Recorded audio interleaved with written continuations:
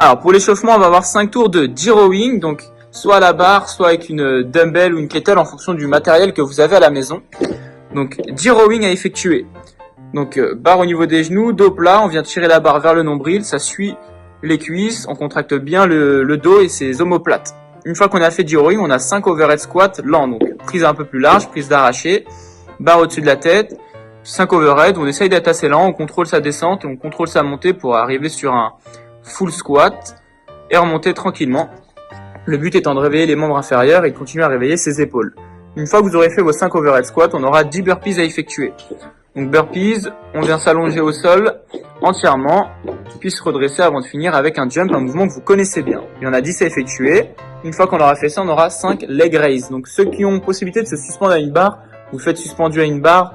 C'est comme les toast to bar, on vient relever les jambes. Sinon, vous pouvez faire au sol.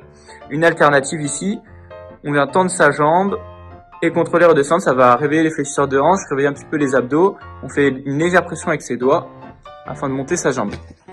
Donc 10, 5, 10, 5, 5 tours à effectuer. Ok, du coup on va enchaîner avec la mobilité, on va avoir de l'open wall pour réveiller ses épaules, main contre un mur, face aux épaules, on vient engager sa tête, reculer les hanches, on maintient 5 secondes, on peut varier l'espacement des mains, 5 passages de 5 secondes. Une fois qu'on a fait ça, on aura des bandelettes pull apart, donc à l'aide d'un élastique, on vient tendre bout de bras ici, on vient faire pression pour emmener l'élastique au niveau de la poitrine et resserrer ses omoplates afin de réveiller l'arrière des épaules et le dos. Une fois qu'on a fait nos bandelettes pull apart, on va partir directement sur des dislocations, une vingtaine de passages. Bras tendus, je viens toucher derrière devant, les deux bras passent en même temps et je rehausse légèrement les épaules pour activer mes trapèzes. Une fois qu'on a fait ça, on va venir étirer les dorsaux avec du lat stretch. Donc ici, on vient saisir soit une poignée de porte, soit un mur. Donc paume de main face au mur. On va venir engager la tête, vous pouvez déplacer les hanches sur le côté pour bien sentir les dorsaux s'étirer, le grand dorsal s'étirer. Une fois que vous avez fait vos 5 passages par côté de lat stretch, on va venir en sun lunge, réveiller un petit peu le fléchisseur de hanche, position de fente.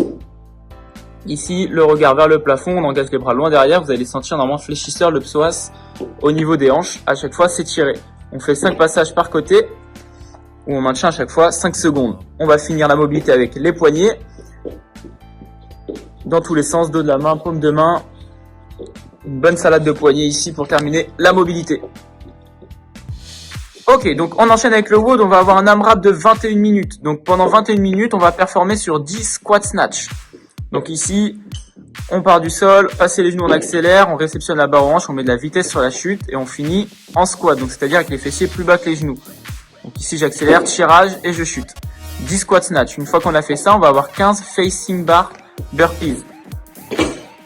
Donc je viens m'allonger face à ma barre, je me rapproche, je saute les deux pieds en même temps et je me remets face. Donc à chaque fois je dois vraiment être face et pas over, c'est pas de profil mais bien de face.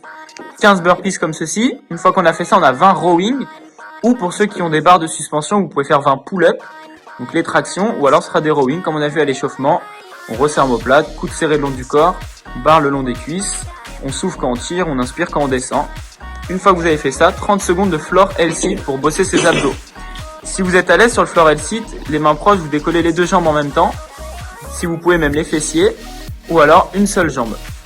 30 secondes pour performer là-dessus, et après on fait un max de tours pendant 21 minutes. Ok. Ok, j'espère que vous aura plu, n'hésitez pas à nous taguer sur les réseaux, nous dire vos ressentis et à bientôt.